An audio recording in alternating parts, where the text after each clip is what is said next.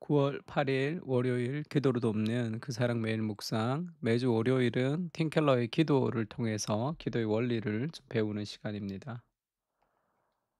우리가 지금 계속 배우고 있는 부분이 기도를 배우다라는 파트 3의 칼뱅의 기도의 원칙을 배우고 있습니다. 거기서 오늘은 회개는 기도의 동기이자 열매이다 이렇게 번역이 됐는데 spiritual insufficiency죠. 그러니까 이 영적인 지금 이 불충분 뭐 이런 것인데 결핍 이런 뜻인데 그 영적인 부족함이라는 그런 겸손으로 '내가 참 부족하다.'라는 그런 인식을 하라. 그렇게 지금 얘기하고 있습니다. 자신이 모자라고 부족하다는 의식이 허구, 그러니까 내 안에 있는 어떤 교만과 잘못된 그런 외식하는 모습을 몰아낸다는 거죠. 영적인 겸손이라고 할 수 있는 마음가짐을 지목하는 얘기다. 그러니까 기도할 때 가져야 되는 원칙 중에 하나가 '내가 부족하다. 하나님이 필요하다.' 내가 할 수 있다는 게 아니죠. 우리가 이제 허구를 몰아낸다는 게 우리가 이제 허구 같은 가면을 쓰고 있는 거죠. 솔직하게 자기가 뭔가를 할 수 있는 것처럼 그렇게 살아갑니다. 그래서 하나님의 말씀을 우리가 읽고 기도하는 것이 "목사님 육아가 너무 바쁩니다. 직장이 너무 바쁩니다." 할 때 그것은 직장의 문제가 아니고 육아의 문제가 아닙니다. 그냥 잘 생각해 보세요. 공휴일 날 어 집에 있으면 말씀 보고 기도하고 하지 않잖아요.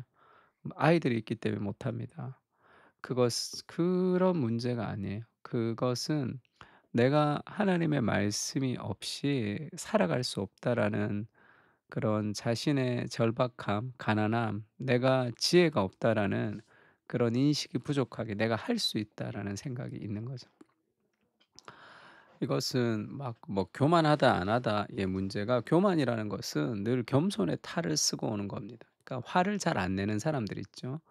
막 화를 잘 내고 성격적으로 좀 문제가 있는 사람은 그 사람은 자기가 성격에 문제가 있다는 걸 알아요. 근데 그렇게 화도 잘 안 내고 좀 착하다는 소리 듣는 사람들은 은근히 속으로 이 사람 저 사람 무시하는 경우가 훨씬 더 많습니다. 더 악한 거죠. 왜냐하면 자기는 스스로 잘못됐다고 생각하지 않고 남들보다 괜찮다고 생각하는 그런 아주 속물 같은 근성들이 인간 안에 있기 때문에 그렇습니다. 그래서 하나님께 기대고자 하는 의지, 자신의 허물을 솔직하게 인정하고 회개하고자 하는 자발적인 마음이 모두 포함된다. 기도는 경건한 행위로 하나님을 기쁘시게 해 드릴 수 있다거나 하는 중세 기도관을 격파했다. 그러니까 기도가 하나님을 기쁘시게 할 수 있다. 기도가 좀 더 멋있게 외식하는 것처럼 보이는 그런 중세의 기도관을 이제 켈빈이 격파했다는 거죠. 스스로 허물과 연약함에 무자비하리만치 정직해야 한다. 그러니까 기도는 올바른 자기 인식으로 이끌어 갑니다. 그래서 자기를 더 높게도 아니고 더 낮게도 보지 않죠. 자신을 그대로 보게 합니다. 연약하고 형편없는 모습을 보게 하면서도 그러나 그리스도의 사랑으로 내가 온전해진 존재라는 그런 정체성을 가질 수 있게 하는 거죠. 그래서 조나단 에드워드의 쓴 데이비드 브레너드 일기를 이 조나단 에드워드가 인제 편찬했죠. 조나단 에드워드의 사위죠, 사위. 이 데이비드 브레너드가 그 자신의 일기에서 자신을 이 "죽은 개 같은 나에게" 이렇게 표현하는 표현이 있습니다. 얼마나 멋있는 표현이에요. 무이보셋이 다윗에게 "죽은 개 같은 나에게 어떻게 이런 은혜를 베풀어 주십니까? 왕의 식탁에서 함께 식사하는 것이 자기 같은 장애를 가진 그 당시 구약 시대의 사람이 감당할 수 없는 은혜다."라고 인제 표현하는 거거든요. 자신은 인제 데이비드 브레너드는 선교사로 이제 인디안들에게 복음을 전하는 사람이지만 죽은 개 같은 나에게 말씀을 들으러 나오는 그 사람들을 보고 이 감격하면서 이렇게 고백하는 고백이 있습니다. 그게 인간의 본질이죠.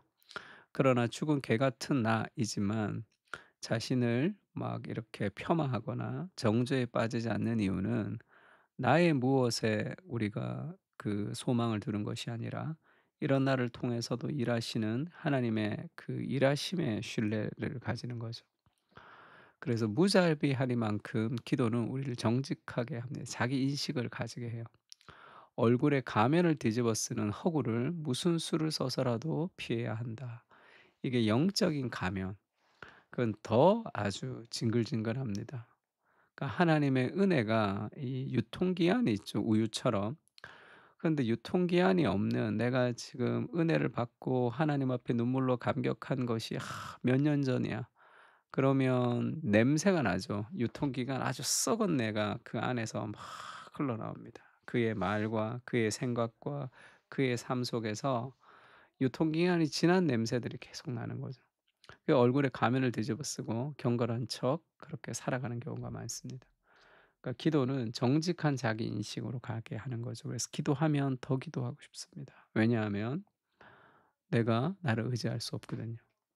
그래서 거지와 같은 성향을 가지고 주님 앞에 서야 한다. 늘 배고프고 늘 목마른 그 갈급함이죠.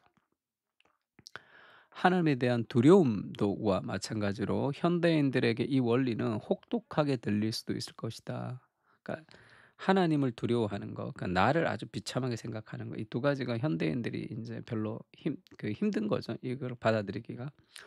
그러나 성경이 죄라고 부르는 내면의 총체적인 혼돈을 온전히 인식하기 전까지는 칼뱅이 허구라고 부르는 상태로 살아갈 수밖에 없다.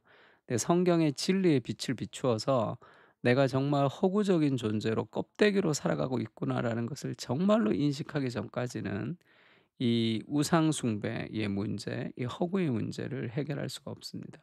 하나님의 빛으로 그것을 비춰야 되는 거죠.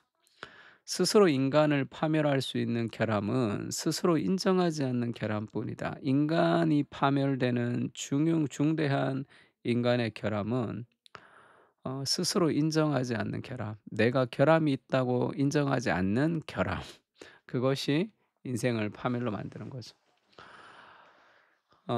하이델베르그 요리문답에 그렇게 얘기했죠. "생과 사의 유일한 위로가 누구입니까? 그 그리스도가 우리의 유일한 위로가 되십니다."라는 게 하이델베르그 요리문답의 일문입니다.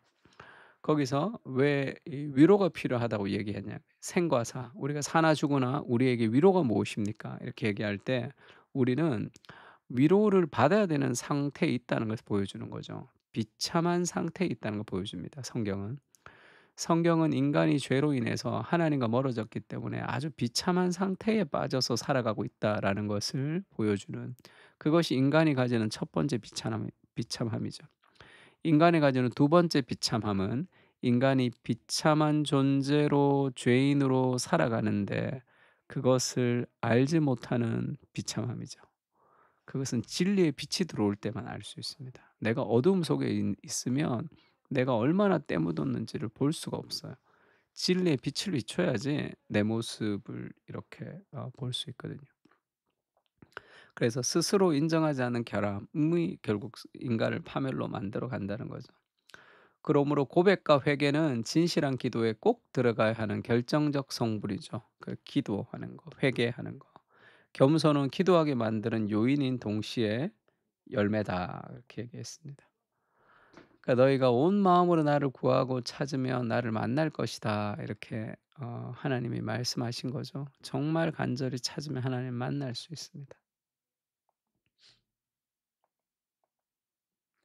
그래서 기도는 회개가 따라야 한다. 스스로 저지른 잘못에 책임을 지는 대신에 우쭐거리며 자신의 문제를 남의 탓으로 돌린다면 전심으로 하나님을 찾고 있는 게 아니다. 기도는 자기 합리화와 하나, 남 탓, 자기 연민, 영적인 교만 따위를 버리기를 요구하고 또 그럴 힘을 준다.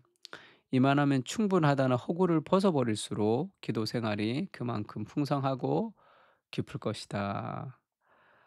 시편 25편에 우리 회개를 향한 그런 구절인데 같이 한번 읽으면서 좀 자신을 돌아보는 기도를 좀 했으면 좋겠습니다. '아 내가 내 힘으로 내 인생을 살 수 없구나.